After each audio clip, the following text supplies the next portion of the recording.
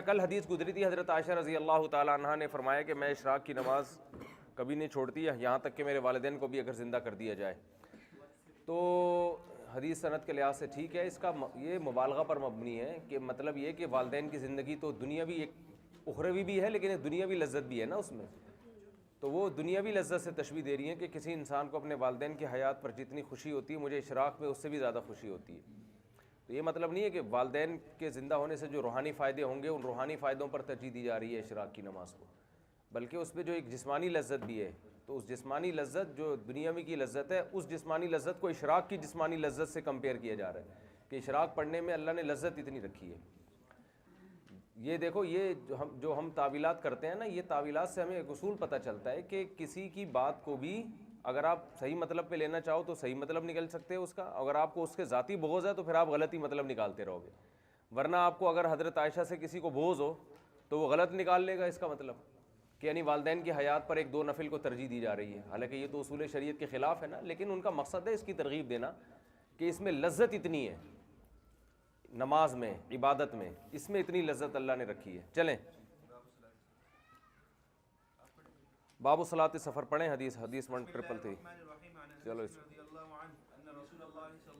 نبی صلی اللہ علیہ وسلم نے مدینہ میں ظہر کی 4 رکعتیں پڑھی اور ذی الحلیفہ میں 2 رکعتیں پڑھی، یہ کل گزر چکی تھی. حدیث نمبر 1334. حضرت حارث بن وہب الخزاعی کہتے ہیں نبی صلی اللہ علیہ وسلم نے ہمیں نماز پڑھائی وَنَحْنُ أَكْثَرُ مَا كُنَّا، جتنے ہم تھے نا اس دن سب سے زیادہ تھے تعداد میں، نہیں فتح مکہ کے موقع پہ، وہ آمنہ اور سب سے زیادہ امن میں تھے، تو پھر بھی منہ میں آپ نے 2 رکعتیں پڑھائیں. کیا مطلب؟ یہ جو قرآن کی آیت ہے کہ جب تمہیں خوف ہو تو سفر کی 2 رکعتیں پڑھ سکتے ہو، تو وہ بتا رہے ہیں کہ نبی نے خوف کے نہ ہوتے ہوئے بھی پڑھی ہے. تو وہ جو خوف کا لفظ قرآن میں مذکور ہوا ہے وہ قید اتفاقی ہے، اعتراضی نہیں ہے. کہہ رہے ہیں ہم تو تعداد میں بھی زیادہ تھے، اس کے باوجود ہم نے 2 رکعتیں پڑھی ہیں منہ میں. متفقون علیہ. چلے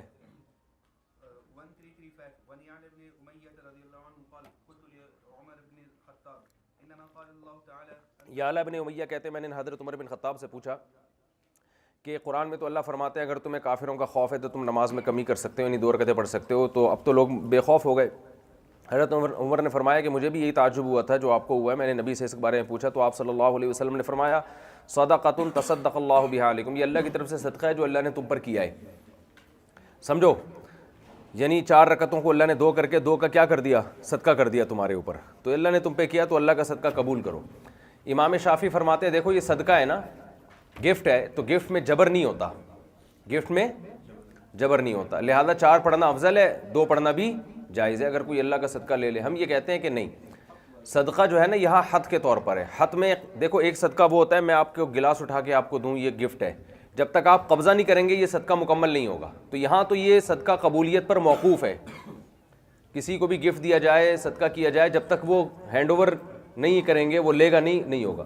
ایک صدقہ ہوتا ہے بمنزلہ حد کہ میرے آپ کے اوپر 1,00,000 روپے تھے، میں نے 50,000 معاف کر دیے، تو اس میں آپ کی طرف سے قبولیت ضروری نہیں ہے، جیسے ہی میں معاف کروں گا وہ ساقط ہو جائیں گے. تو یہ صدقہ بمعنی اسقاط کے ہے کہ ایک حق تھا اس کو ساقط کر دیا، ختم کر دیا.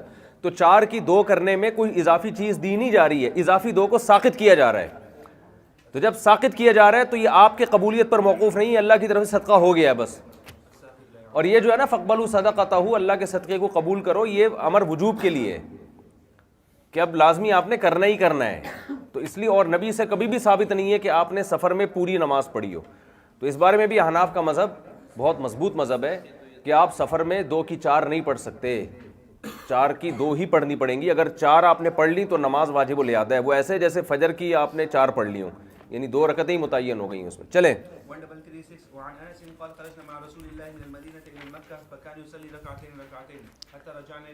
جی آسان ہے. ہم مکہ میں 10 دن ٹھہرے پھر بھی نبی صلی اللہ علیہ وسلم نے 2 رکعتیں پڑھی ہیں.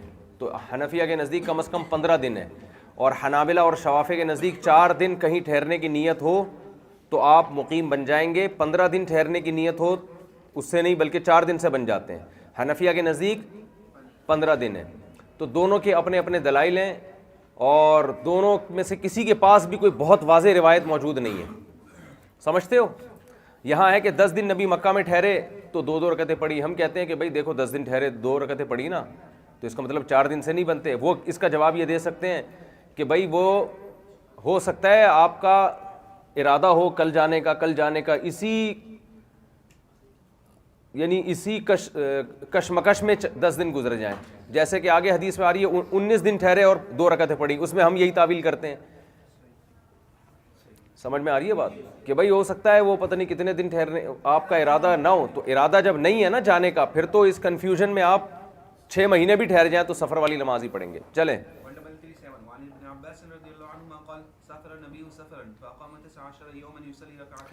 عبداللہ بن عباس فرماتے ہیں نبی صلی اللہ علیہ وسلم نے سفر کیا، 19 دن آپ نے قیام کیا اور 2 رکعتیں پڑھیں. تو یہاں بھی یہی ہے. آگے ابن عباس کہتے ہیں کہ ہم بھی جب مکہ اور مدینہ کے درمیان سفر کرتے تھے تو کہیں 19 دن ٹھہرتے تو 2 رکعتیں پڑھتے، 19 دن سے زیادہ ٹھہرتے تو پھر پوری پڑھتے. یہ عبداللہ بن عباس کا اپنا مسلک ہے، اور ابن حجر رحمہ اللہ نے لکھا ہے یہ ان کا تفرد ہے. وجہ اس کی یہ ہے کہ باقی دیگر صحابہ میں سے کسی سے بھی یہ ثابت نہیں ہے. اور یہاں بھی یہی ہے کہ نبی صلی اللہ علیہ وسلم نے جو 19 دن ٹھہر کر 2 رکعتیں پڑھیں تو اس لیے کہ آپ کو یقین نہیں تھا کہ آپ نے کب یہاں سے کوچ کرنا ہے. تو اس کنفیوژن میں تو 100 دن بھی گزر جائیں. تو باقی ابن حجر رحمہ اللہ نے لکھا ہے کہ یہ ابن عباس کی اپنی ذاتی رائے ہے جو جمہور امت کے خلاف ہے. ابن عباس رضی اللہ عنہما یہ سمجھے کہ نبی نے 19 دن ٹھہر کے 2 رکعتیں پڑھی ہیں تو اس سے زیادہ ٹھہرنے پر 4 ہیں ورنہ 2 ہیں. حالانکہ نبی 19 دن ٹھہرے تھے، پہلے سے آپ کا 19 دن کا ارادہ نہیں تھا. جب ارادہ نہ ہو تو پھر آپ جتنے دن بھی ٹھہریں. چلیں.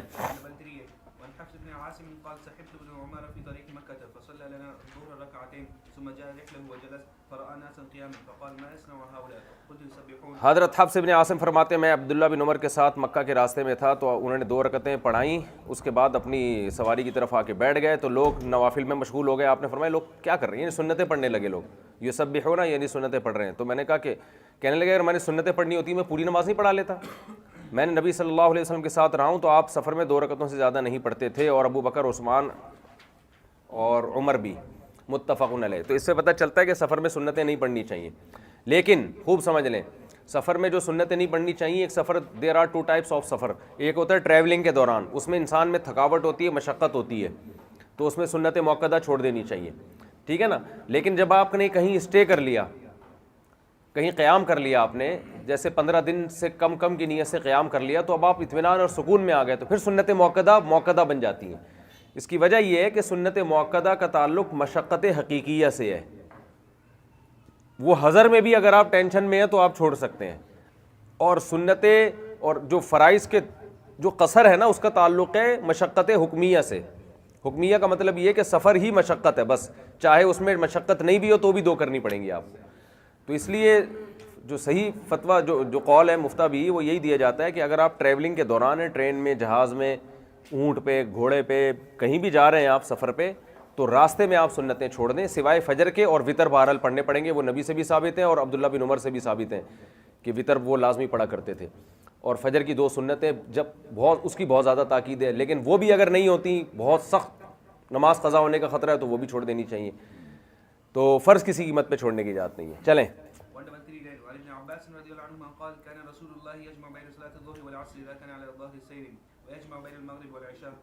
کیونکہ نبی سے نا سنتیں پڑھنا بھی ثابت ہے سفر میں، تو اس کی تطبیق کسی طرح سے ہوگی کہ اگر آپ سکون میں، اطمینان میں، کوئی جلدی نہیں ہے.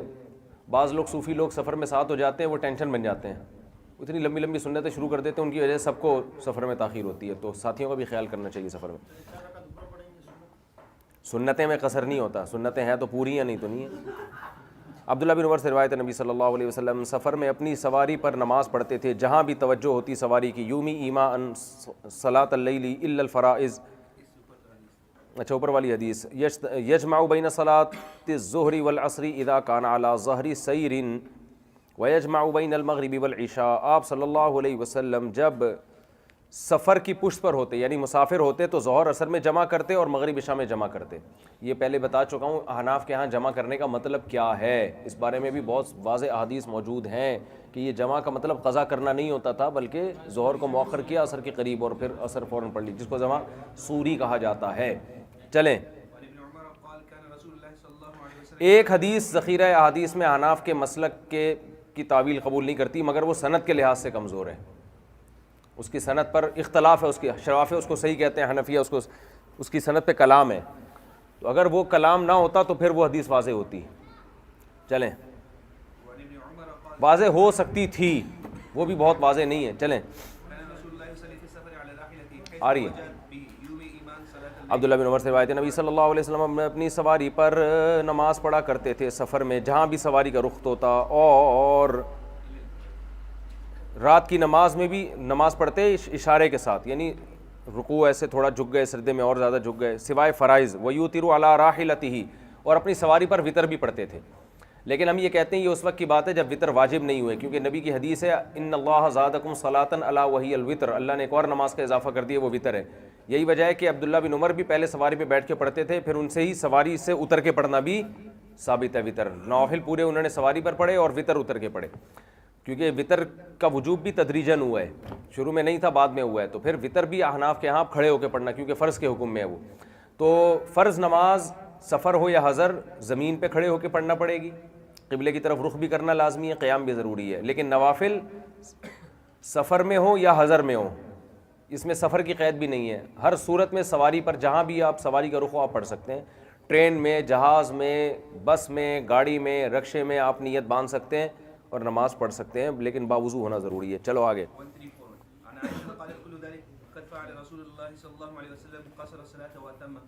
حضرت عائشہ نبی صلی اللہ علیہ وسلم سے روایت ہے نبی صلی اللہ علیہ وسلم نے سب کام کیے، نماز میں قصر بھی کیا اور اتمام بھی کیا. رواہ فی شرح السنہ.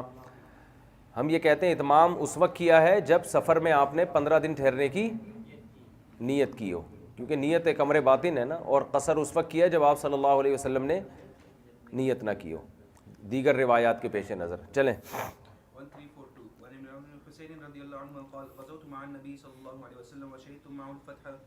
عمران بن حسین فرماتے ہیں میں نبی صلی اللہ علیہ وسلم کے ساتھ غزوہ میں شریک تھا، اور فتح مکہ میں بھی آپ صلی اللہ علیہ وسلم نے مکہ میں 18 راتیں ٹھہرے آپ، لیکن 2 رکعتیں پڑھتے رہے. اور آپ فرماتے رہے اے اہل بلد تم 4 رکعتیں پڑھو، اس لیے کہ ہم مسافر ہیں.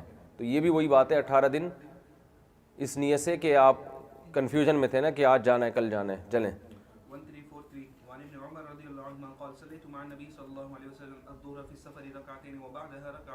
عبداللہ بن عمر سے روایت ہے میں نبی صلی اللہ علیہ وسلم کے ساتھ میں نے سفر میں 2 رکعتیں پڑھی، اس کے بعد بھی 2 رکعتیں پڑھی. دیکھو تو سفر میں 2 رکعتیں پڑھنا بھی ثابت ہو گیا، سب یعنی سنتیں پڑھنا بھی ثابت ہو گیا. جی.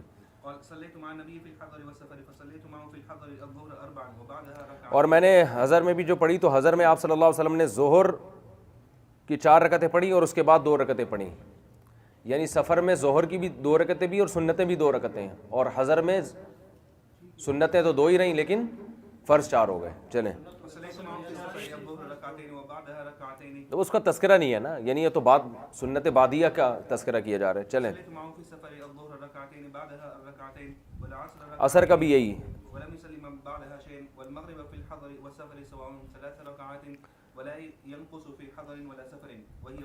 ہاں مغرب کی نماز سفر یا حضر میں 3 رکعتیں پڑھا کرتے تھے. چلیں. حدیث نمبر 1344.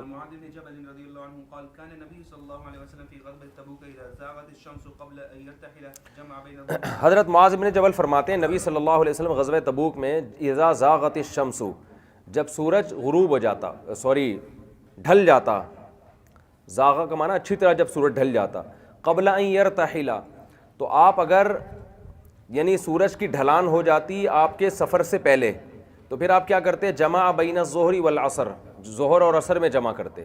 لیکن یہ ڈھلان کے بعد ہوتا تھا یہ عمل. ہم یہ کہتے ہیں یہ وہی ٹائم ہے جب عصر کا وقت شروع ہونے والا ہوتا تھا، تو اس وقت آپ کیا کرتے؟ پہلے ظہر عصر پڑھتے پھر کوچ کرتے.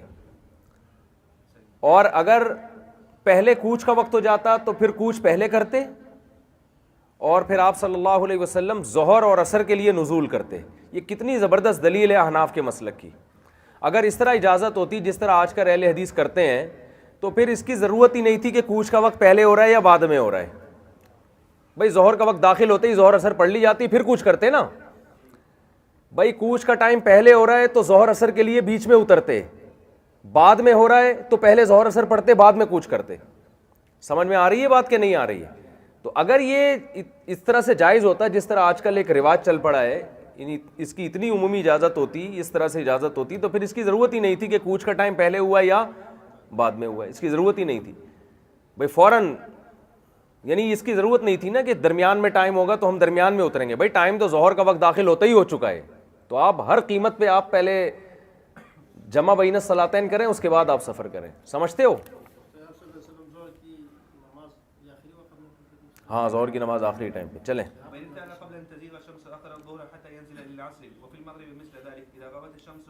مغرب میں بھی ایسا ہی کرتے. اگر کوچ پہلے کرنا ہوتا تو پھر درمیان میں اترتے, کوچ بعد میں کرنا ہوتا تو پہلے مغرب عشاء جمع کرتے اس کے بعد نکلتے. سمجھتے ہو؟ جی.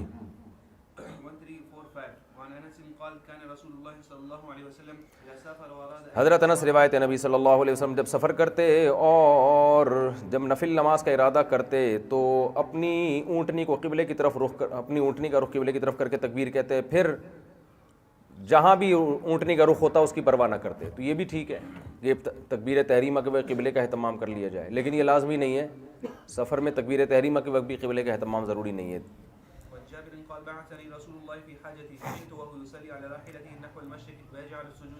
آسان ہے, چلیں 1347.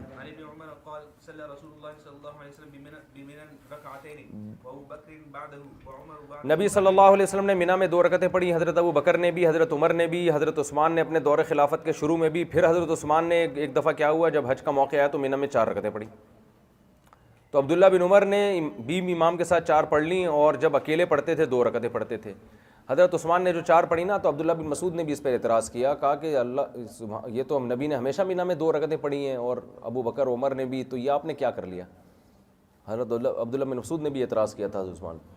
تو اس کا آگے جواب ہے حدیث میں کہ انہوں نے تعویل کی. کیا مطلب؟ انہوں نے اقامت کی نیت کر لی تھی, ورنہ حضرت عثمان کیسے صحابہ کا عمل چھوڑ سکتے ہیں نا, کیونکہ وہ یہ سمجھتے تھے کہ یہ مینا میں جو 2 رکعتیں ہیں یہ حج کا کے رکن میں سے نہیں ہے, بلکہ یہ سفر کی وجہ سے آپ صلی اللہ علیہ وسلم نے 2 پڑھی ہیں. تو میں مسافر رہا نہیں ہوں, اقامت کی نیت کر لی تھی اس لیے. چلیں.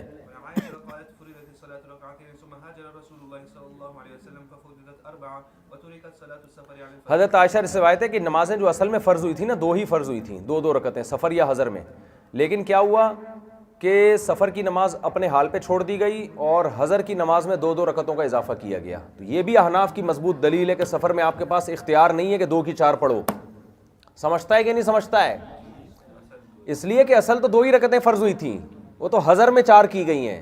سفر کو تو اپنی اصل پہ رکھا گیا ہے, اس کو مجازن قصر سے تعبیر کیا گیا ہے. سمجھتا ہے بات کو کہ نہیں سمجھتا ہے؟ چل بھائی.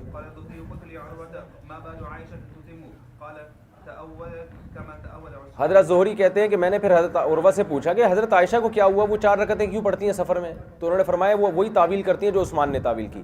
شوافع اس حدیث سے استدلال کرتے ہیں کہ دیکھو حضرت عائشہ 4 پڑھتی ہی تھی نا, تو اس کا مطلب 4 بھی جائز ہیں.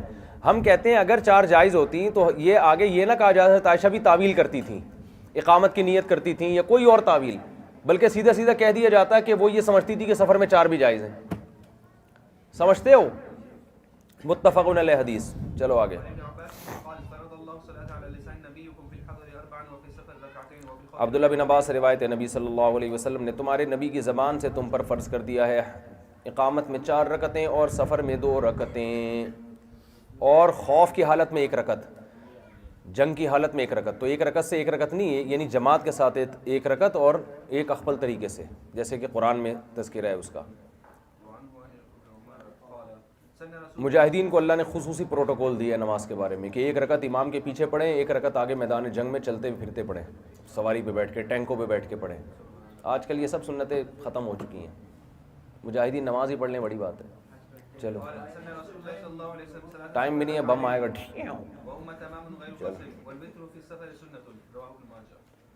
آج چومیر بھائی حضرت مالک فرماتے ہیں عبداللہ بن امام مالک فرماتے ہیں عبداللہ بن عباس کی خبر پہنچ, اس سے اوپر والی حدیث عبداللہ بن عمر سے روایت ہے نبی صلی اللہ علیہ وسلم نے سفر میں 2 رکعتیں وہما تمام غیر قصر, اور یہ 2 رکعتیں مکمل ہیں, قصر نہیں ہے ان میں, یعنی یہی قصر نہیں کہلائیں گی, یہ یعنی پوری یہی 2 رکعتیں ہی کہلائیں گی. والوتر فی السفر سنت, وطر بھی سفر میں سنت ہے. سنت اصطلاحی سنت مراد نہیں ہے, صحابہ کے دور میں سنت کا لفظ فرض, واجب, سنت سب معنی میں استعمال. چلیں آگے.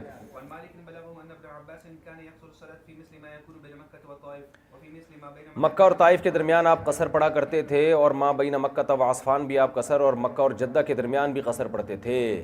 امام مالک فرماتے ہیں ذالک 4 برد, یہ 4 برود ہیں. برود برید کی جمع ہے. برید 2 فرسخ کو کہتے ہیں. 1 فرسخ 4 میل کو کہتے ہیں, 4 فرسخ کو, اور 1 فرسخ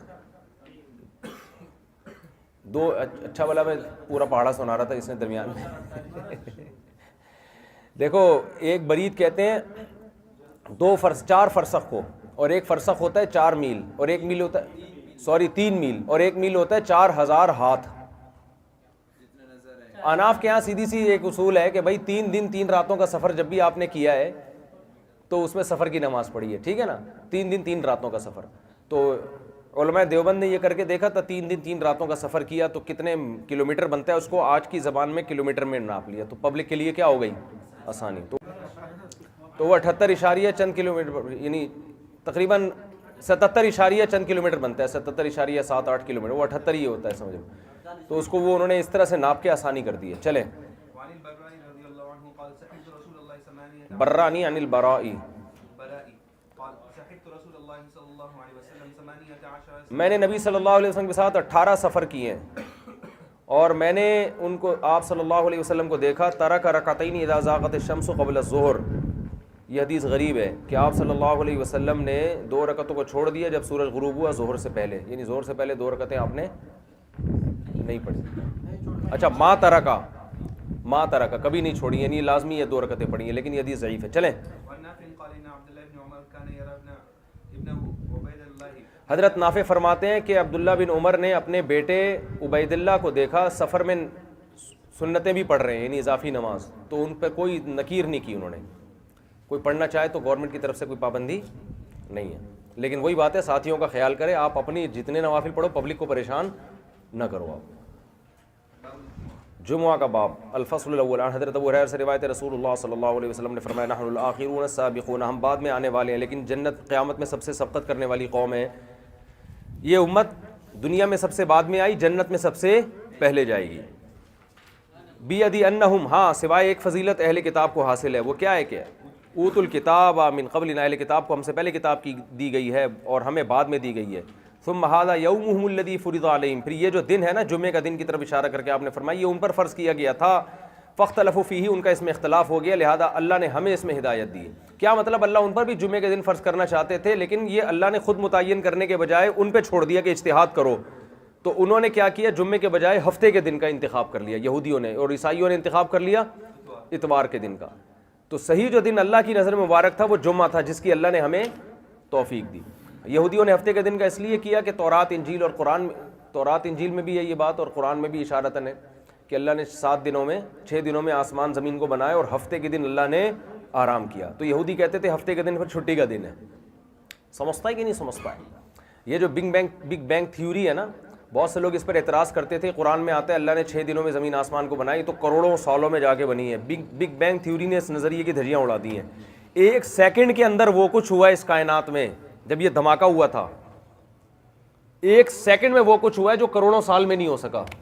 کہتے ہیں نا یہ جو بگ بینگ تھیوری ہے نا, یہ کیا ہے کہ یہ کائنات پوری سمٹی ہوئی تھی ایک ایسے ذرے میں جو ذرے کے لحاظ سے سب سے چھوٹا تھا, کثافت کے لحاظ سے سب سے زیادہ تھا. یعنی یہ پوری کائنات میں جتنا مادہ ہے نا, سورج چاند ستارے کیا کہ چاہے ساری سمیٹ کے آپ پریس کر کے اس کو ایک چھوٹے سے اتنے چھوٹے ذرے میں لاؤ کہ اس سے چھوٹا ذرہ نہیں ہو سکتا. یہاں سے اس کائنات کا یہ نقطہ آغاز ہے. اور اس میں جو دھماکہ ہوا نا, بہت زوردار پاورفل قسم کا, مادہ اینٹی مادہ سے ٹکرایا ہے, یہ انرجی پیدا ہوئی ہے. کیا ہوا ہے وہ تو سائنسدان ہی اپنی کھوپڑی, ان کی کھوپڑی اس کو زیادہ سمجھ سکتی ہے. تو اس سے جو انرجی پیدا ہوئی ہے نا, یعنی ایٹمی دھماکہ سمجھ لو آپ اس کو, انرجی اتنی پیدا ہوئی ہے کہ سورج میں جتنی گرمی ہے نا اس سے ارب گنا زیادہ ہیٹ پیدا ہوئی ہے. سمجھتے ہو؟ تو اتنے سے دھماکہ, اور سیکنڈ کو بھی سائنسدانوں نے تقسیم کیا ہوا ہے. سیکنڈ کے 10 حصے کیے جائیں یا 20 حصے کیے جائیں تو اس سے پہلے والے میں یہ ہوا, پھر یہ ہوا, پھر یہ ہوا. تو اس لیے یہ کوئی بعید نہیں ہے کہ 6 دنوں میں اللہ فسواہن 7 سماوات, اللہ تعالیٰ ہی بنا بنو کے فارغ ہو چکا تھا. چلے بھائی بن گئی کائنات, تو کوئی اتنے بڑی ٹینشن کی بات نہیں ہے. سمجھتا ہے کہ نہیں سمجھتا ہے؟ پھر اس میں تغیرات ہوتے رہے, کروڑوں سال میں ہوتے رہے, اس میں کیا جا رہا ہے. فسواہن 7 سماوات, اور یہ جو قرآن میں آتا ہے ولم یر الذین کفروا ان السماوات والارض کانتا رتقا, کہ آسمان اور زمین پہلے بند تھے, ففتقناہما, ہم نے ان کو کھولا ہے. تو اس میں بھی اشارہ ہے اسی نظریے کی طرف. اور وَالسَّمَاءَ بَنَيْنَاهَا بِأَيْدٍ وَإِنَّا لَمُوسِعُونَ کہ ہم نے آسمان کو مضبوطی سے بنایا اور اس کو ہم کشادہ کرتے چلے جا رہے ہیں. موسعون. تو یہ سائنسدان کہتے ہیں جو لائٹ جب آپ کی طرف آتی ہے تو نیلے رنگ کی ہوتی ہے, آپ سے دور جا رہی ہوتی ہے تو سرخ رنگ کی ہوتی ہے, ستاروں کہکشاؤں کی. تو جتنی اوپر سے لائٹیں آ رہی ہیں سرخ ہو رہی ہیں, وہ سرخی آ رہی ہے. اس کا مطلب یہ کائنات کیا کر رہی ہے, یہ مزید پھیلتی چلی جا رہی ہے. سمجھتا ہے کہ نہیں سمجھتا ہے؟ اور اس بات کا بھی سائنسدان اعتراف کرتے ہیں کہ یہ عمل ریورس بھی ہو سکتا ہے, یعنی یہ پھیلتے پھیلتے ایک وقت آئے گا دوبارہ وہی دھماکے شروع ہو جائیں گے, واپس وہیں آ جائیں گے. دنیا گول ہے, جہاں سے چلے تھے وہیں آگے. چلو آگے پڑھو. شکریہ آپ کا. سمجھ میں آنے والی بات نہیں ہے, دلچسپی نہیں ہے نا, کیا کریں فضول. کیا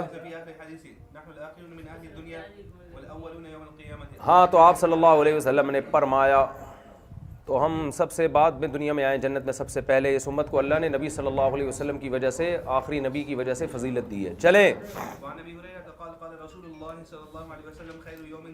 سب سے بہترین دن جس پر سورج طلوع ہوتا ہے وہ جمعے کا دن ہے, جس میں آدم کو بنایا گیا, جس میں آدم علیہ السلام کو جنت میں داخل کیا, آدم علیہ السلام کو جنت میں سے نکالا بھی اسی دن گیا, اور قیامت بھی جمعے کے دن واقع ہوگی. رواہ مسلم. حضرت ابو ہریرہ سے روایت ہے, نبی صلی اللہ علیہ وسلم نے فرمایا جمعے کے دن ایک ایسی گھڑی آتی ہے جس میں کوئی بھی اللہ سے خیر طلب کرتا ہے, اللہ اس کی دعا قبول کرتے ہیں. متفق علیہ.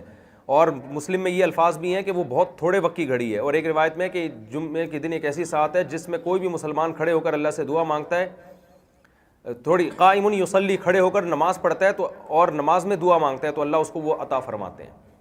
سمجھتے ہو, نماز کے دوران وہ دعا قبول ہوتی ہے. چلیں, تشہد کے آخر میں دعا مانگے جی, لیکن آگے ایک طویل حدیث میں اس کی تشریح آ رہی ہے.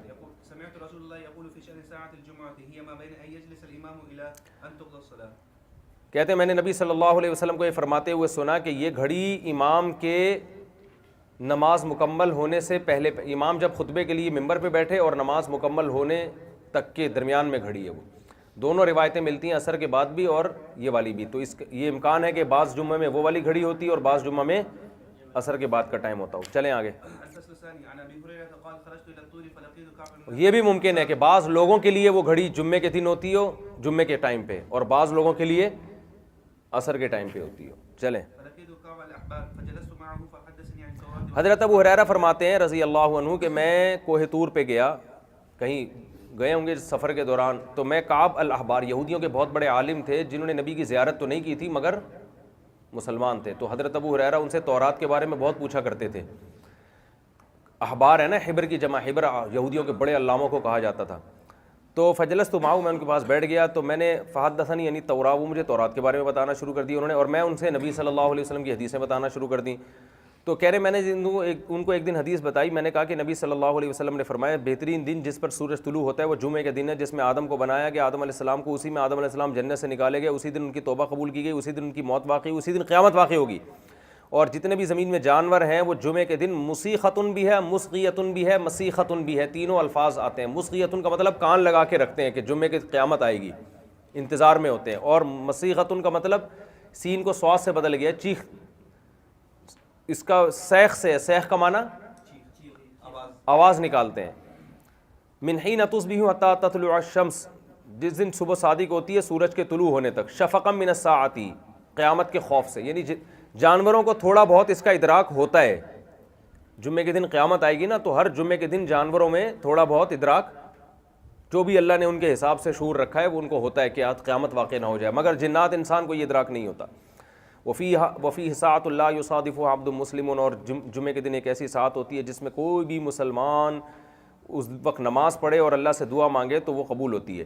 حضرت کعب نے فرمایا کہ یہ ہر سال میں ایک دن ہوتا ہے یہ گھڑی, یعنی گویا ابو ہریرہ کی بات کا انکار کیا کہ نہیں یہ روزانہ نہیں ہوتی بلکہ ہر سال میں ایک دن ہوتی ہے یہ, یعنی ہر جمعے کو نہیں ہوتی بلکہ. تو حضرت ابو ہریرہ فرماتے ہیں نہیں, میں نے کہا کہ ہر جمعے کو ہوتی ہے. تو حضرت کعب نے تورات پڑھنا شروع کر دی, اور تورات پڑھنا شروع کر کے کہا کہ صدق رسول اللہ, کہ نبی صلی اللہ علیہ وسلم نے سچ کہا. انہیں تورات میں بھی یہی لکھا ہوا تھا کہ ہر جمعے کو ہوتی ہے. اچھا, حضرت ابو ہریرہ فرماتے ہیں میں عبداللہ بن سلام سے ملا, وہ بھی یہودیوں کے بڑے عالم تھے. تو میں نے کعب الاحبار کی اپنے ساتھ جو مجلس ہوئی تھی اس کا تذکرہ کیا، اور جمعے کے دن کے بارے میں جو میں نے ان کو حدیث سنائی تھی اس کا تذکرہ کیا، تو میں نے کہا کہ کعب نے تو یہ کہا ہے کہ وہ ہر سال میں ایک دن ہوتی ہے وہ گھڑی، یعنی جمعے کو نہیں، وہ تو ہر سال میں کوئی بھی ایک دن ہوتی ہے۔ تو عبداللہ بن سلام نے کہا کعب نے غلط کہا، کذب کعب۔ دیکھو یہ کذب کا لفظی ترجمہ تو جھوٹ بولنا ہے، لیکن جب کوئی غلط بات ہوتی تھی چاہے وہ اجتہادی خطا ہو، اس کے لیے بھی کذب کا لفظ استعمال ہوا ہے، سمجھتے ہو؟ اس کا مطلب کعب نے، یعنی جب شدت سے نفی کی جائے گی نا تو پھر یہ کہا جائے گا کذب کعب، کعب نے 100% غلط کہا۔ فقلت له ثم قرأ کعب التوراۃ، کہتے ہیں میں نے کہا کہ پھر کعب نے ایک دفعہ کہا پھر رجوع بھی کیا، کیونکہ جب تورات، تو عبداللہ بن سلام سے آپ ملے، انہوں نے فرمایا کہ یہ تو ہو گیا تھا نا، حضرت عمر نے فرمایا اخبرنی بہا ولا تظن علیہ، کہ آپ مجھے اس گھڑی کا بتائیں اور اس میں بخل نہ کریں۔ تو عبداللہ بن سلام نے فرمایا آخر ساعۃ فی یوم الجمعہ، جمعہ کے وقت میں آخری ساعت ہے۔ تو حضرت ابو ہریرہ نے فرمایا کہ ایک طرف آپ کہہ رہے ہیں کہ اس وقت جب نماز پڑھی جائے دعا مانگی جائے تو قبول ہوتی ہے، تو جمعے کے دن آخری ساعت تو مغرب کے سے پہلے کا وقت ہوتا ہے، وہ تو نماز پڑھنے کا ٹائم ہے ہی نہیں۔ فقال ابو ہریرہ فقلت کیف تکون آخر ساعۃ فی یوم الجمعۃ وقد قال رسول اللہ صلی اللہ علیہ وسلم لا یصادفها عبد مسلم وهو یصلی فیہا، نبی نے تو فرمایا جس اس وقت نماز پڑھتا ہے انسان اور دعا مانگتا ہے تو اس وقت تو نماز پڑھنے کی اجازت نہیں ہے۔ تو عبداللہ بن سلام نے فرمایا کیا نبی نے یہ نہیں فرمایا تھا جو نماز کے انتظار میں بیٹھا ہے تو وہ بھی نماز ہی پڑھ رہا ہے؟ تو جو مغرب کے انتظار میں مغرب سے پہلے آ کے بیٹھ جائے گا، اس دوران دعا مانگے گا تو وہ نماز کے دوران ہی دعا کہلائے گی۔ تو بھائی قال ابو ہریرہ فقلت بلا، کیوں نہیں، نبی نے تو فرمایا فہو ذالک، تو انہوں نے فرمایا پھر یہی ہے، رواہ مالک و ابو داؤد۔ اس کا مطلب کیا پتہ چلا کہ جمعہ کے دن عصر کے بعد عصر سے مغرب تک مسجد میں رہنا چاہیے اچھے بچوں کی طرح، اور دوسری حدیث سے پتہ چلتا ہے کہ جمعے کے دن درود شریف کی فضیلت بھی زیادہ ہے۔ انہی دونوں حدیثوں کی وجہ سے ہمارے اکابر کا معمول رہا ہے کہ جمعے کے دن عصر سے مغرب درود شریف اور دعا میں گزارتے ہیں، سمجھتا ہے؟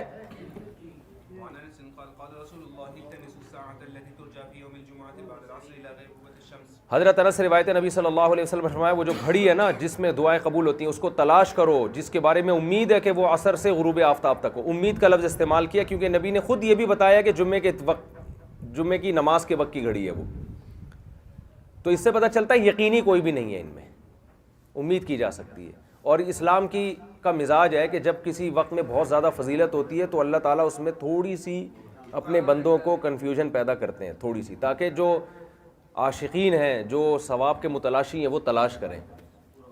سمجھتا ہے کہ نہیں سمجھتا ہے؟ چلیں، قال رسول اللہ صلی اللہ علیہ وسلم ان من افضل ایامکم یوم الجمعۃ فیہ خلق آدم وفیہ قبض وفیہ النفخۃ وفیہ الساعۃ، اور آپ نے فرمایا کہ اس میں قیامت قائم ہوگی اور اس میں حشر برپا ہوگا، اور صاعقہ کا مطلب پہلا سور اور دوسرا سور بھی اسی میں پھونکا جائے گا، لہذا مجھ پر کثرت سے درود پڑا کرو اس میں، اور تمہاری درود مجھ پر پیش کیا جاتا ہے۔ صحیح حدیث ہے۔ صحابہ نے عرض کیا یا رسول اللہ کیفا، آپ ہمارا درود آپ پر کیسے پیش کیا جائے گا؟ وقد علمتا، آپ تو زمین میں ختم ہو چکے ہوں گے، آپ کی جسم تو ختم ہو چکا ہوگا، ایک روایت میں آتا ہے بلی تھا، وہ مطلب وہی ہے۔ تو آپ نے فرمایا ان اللہ حرم علی الارض اجساد الانبیاء، اللہ نے پیغمبروں کے جسموں کو زمین پر حرام کر دیا ہے۔ پوری امت کا اس پر اتفاق ہے کہ پیغمبر کا جسم کبھی بھی زمین نہیں کھاتی۔ یہ تو آج شہداء کا اتنا دیکھا گیا ہے، تو پیغمبر تو بطریق اولا، اتنے شہداء ہیں جن کے جسم خراب نہیں ہوتے، لیکن یہ لازمی حصہ نہیں ہے شہداء کے بارے میں۔ شہداء کا جسم خراب بھی ہو سکتا ہے، کسی کا خراب ہو گیا تو اس کے بارے میں بدگمانی جائز نہیں ہے، بلکہ عین ممکن ہے اس کی بڑی قربانیوں کہ اللہ نے اس کے جسم کو بھی قبول کر لیا۔ سمجھتے ہو؟ چلو،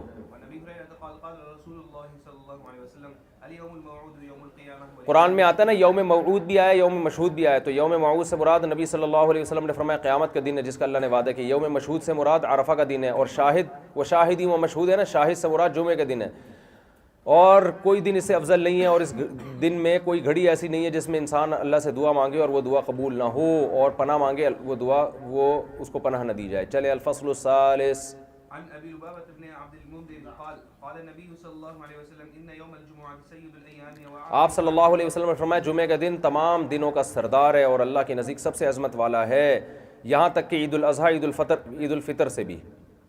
یہ مبالغتاً فرمایا کہ بعض جہاد کے لحاظ سے، ورنہ عید الاضحیٰ اور عید الفطر کا دن حدیث میں عادت ہے نا، نبی صلی اللہ علیہ وسلم کا مزاج ہے کہ جب کسی چیز کی آپ ترغیب دیتے ہیں تو بعض جہاد کے لحاظ سے اس کو دوسروں پر بھی، جیسے آپ نے یہاں تک فرمایا کہ مجھے موسیٰ پر بھی فضیلت مت دو کیونکہ موسیٰ عرش کو سب سے پہلے پکڑ کے کھڑے ہوں گے قیامت کے دن، میرے سے بھی پہلے. تو یہ جزوی فضیلت ہے، ورنہ نبی نے خود فرمایا کہ انا سید ولد آدم. اللہ تعالیٰ نے آپ صلی اللہ علیہ وسلم کو تمام بنی نوع انسان کا سردار بنایا. تو یہ جزوی فضیلت. اب سوال پیدا ہوتا ہے اس جز کی فضیلت کی ضرورت کیا ہے؟ موٹیویشن کے لیے، ترغیب دینے کے لیے کہ اس کو ہلکا نہ سمجھو جمعے کے دن کو. چلیں، اسی میں اللہ نے آدم علیہ السلام کو زمین کی طرف اتارا اور اسی میں جنت سے نکالا. چلیں،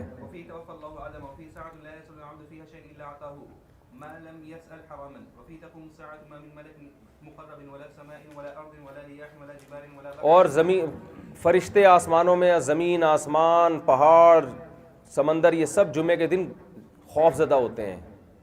کس بات سے؟ کس لیے کہ قیامت بھی اسی دن برپا ہوگی. چلیں،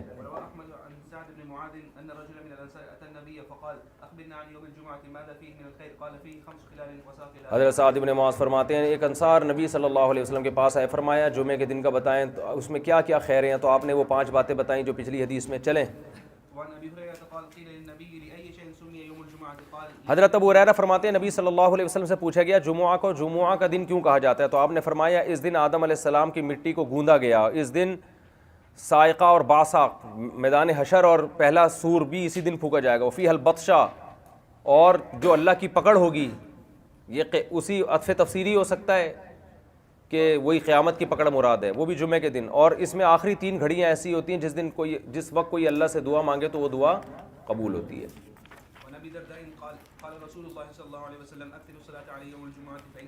آپ صلی اللہ علیہ وسلم نے فرمایا جمعہ کے دن مجھ پر کثرت سے درود پڑھا کرو، اس لیے کہ درود میں فرشتے حاضر ہوتے ہیں اور جو بھی مجھ پر درود پڑھتا ہے تو مجھ پر وہ پیش کیا جاتا ہے جب تک وہ درود سے فارغ نہیں ہو جاتا.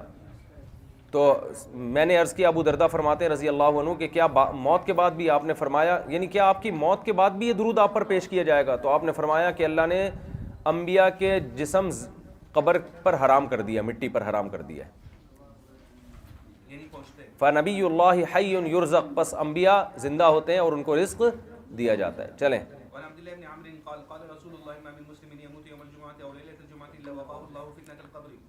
یہ حدیث اگرچہ سند کے لحاظ سے کمزور ہے، اس میں ہے کہ جو بھی جمعے کے دن یا جمعے کی رات کو جس کی مسلمان کی موت واقع ہوگی اللہ اس کو فتنہ قبر سے محفوظ رکھیں گے. سند کے لحاظ سے ضعیف ہے. ہمارے فرماتے تھے اگرچہ ضعیف ہے لیکن ہم اللہ سے امید لگا لیں. کیا جا رہا ہے بھائی کہ جو جمعے کے دن موت ہو، جمعے کی رات کو موت ہو، اللہ اس کو عذاب قبر سے محفوظ رکھ لے. اچھی چیزوں میں امید کا پہلو غالب رکھنا چاہیے، لیکن اس سے ایسی امید کے اعمال میں آدمی کمزور ہو جائیں یا ایسا اس کو بیان میں کہنا کہ اب بڑے بڑے سنگروں کا انتقال جمعے کے دن ہو رہا ہے تو یہ جنت میں چلا گیا، تو اس سے ایک تو امید لگ رہی ہے لیکن جو گناہوں کے لوگوں کو ترغیب ہو رہی ہے وہ بھی تو دوسرا پہلو بھی دیکھنا چاہیے نا. بعض دفعہ یہ ہوتا ہے کسی بڑے گلوکار جو ساری زندگی بدماشیوں میں، ناجائز چیزوں میں مبتلا رہا، تو ایسے موقع پہ شریعت کا مزاج یہ ہے کہ پھر اس کی تعریف جائز نہیں ہے. سمجھتے ہو؟ پھر تو اللہ نے ڈرایا ہے کہ اب تو توبہ کے دروازے بند ہو گئے. تو اعتدال کی راہ بہت ضروری ہے، افراط و تفریط ٹھیک نہیں ہے. جو دین پہ آنا چاہے نا، کتنا بڑا گناہ گار ہو، اس کے بارے میں شریعت کی تعلیم ہے، اس کے امیدیں دلاؤ. جو آنا چاہ رہا ہے، چاہے 100 انسانوں کا قاتل بھی ہے، وہ بھی ایک عالم کے پاس آیا نا کہ میں توبہ کرنا چاہتا ہوں، اس کو امیدیں دلائی گئی ہیں تیری توبہ قبول ہوگی. کون حائل ہے تیری اور اللہ کے درمیان؟ لیکن جو نہیں آنا چاہ رہا اس کے بارے میں شریعت کے مزاج بالکل الٹ ہے، اس کو ڈرانے کا پہلو ہے. سمجھتے ہو نا؟ اور خاص طور پہ عوام کے سامنے ایسے بڑے بڑے گناہ گاروں کی تعریفیں کرنا یہ بہت خطرناک ہے. اس سے گناہ پر ترغیب ملتی ہے جو مزاج نبوت نہیں ہے. چلیں.